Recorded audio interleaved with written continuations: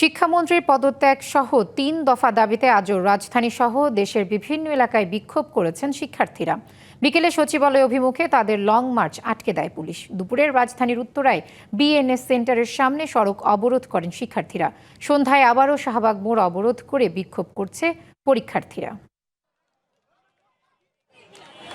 টানা বৃষ্টি ও জলাবদ্ধতার মধ্যেই সোমবার এইচএসসি পরীক্ষা নেয়ার প্রতিবাদ ও শিক্ষার্থীদের শিক্ষামন্ত্রীর একটি মন্তব্যকে কেন্দ্র করে মঙ্গলবার সকাল থেকে রাজপথে বিক্ষোভ শুরু করে শিক্ষার্থীরা। দাবি জানায় শিক্ষামন্ত্রী আ.ন.ম এহসানুল হক মিলনের পদত্যাগের।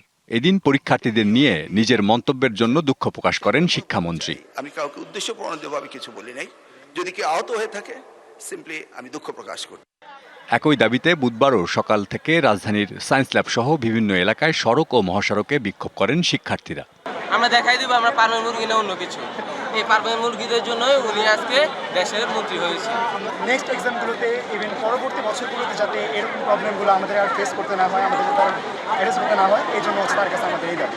বিগত 6 বছরের বোর্ড প্যাটার্নই আসছে, আনকমন কিছু আসে নাই। সবারই পরীক্ষা খুব বেশি ভালো হয়েছে।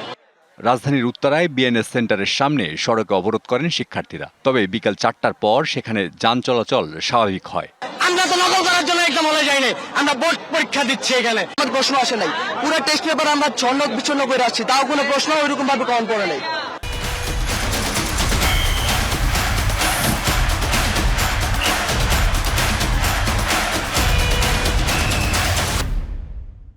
বিকেল 3:30টার পর রাজধানীর সায়েন্স ল্যাব মোড় থেকে লং মার্চ নিয়ে সচিবালয়ের দিকে যেতে চাইলে পুলিশ আটকে দেয় শিক্ষার্থীদের। এ সময় শিক্ষামন্ত্রীর পদত্যাগ না করা পর্যন্ত আন্দোলন চালিয়ে যাওয়ার হুঁশিয়ারি দেন তারা।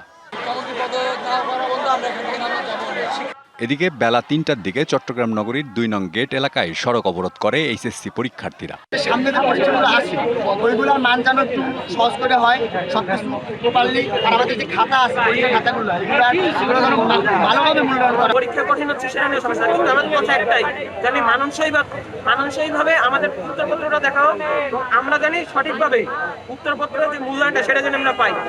একই দাবিতে রাজশাহীতে দ্বিতীয় দিনের মতো রাজশাহী ঢাকা মহাসড়কে অবরোধ করে বিক্ষোভ করেছেন শিক্ষার্থীরা। অন্যদিকে বরিশাল শিক্ষা বোর্ডের সামনে ঢাকা বরিশাল মহাসড়ক অবরোধ করে বিভিন্ন কলেজের এইচএসসি শিক্ষার্থীরা। এছাড়াও রাজশাহী, সিরাজগঞ্জ, গোপালগঞ্জ, ভোলা, কুষ্টিয়া সহ বিভিন্ন জেলায় বিক্ষোভ করে। শিক্ষামন্ত্রীর পদত্যাগ, এইচএসসি ও সমমানের পরীক্ষা স্থগিত সহ বিভিন্ন দাবি জানান শিক্ষার্থীরা। Sania Ahmed, DBC news, Dhaka.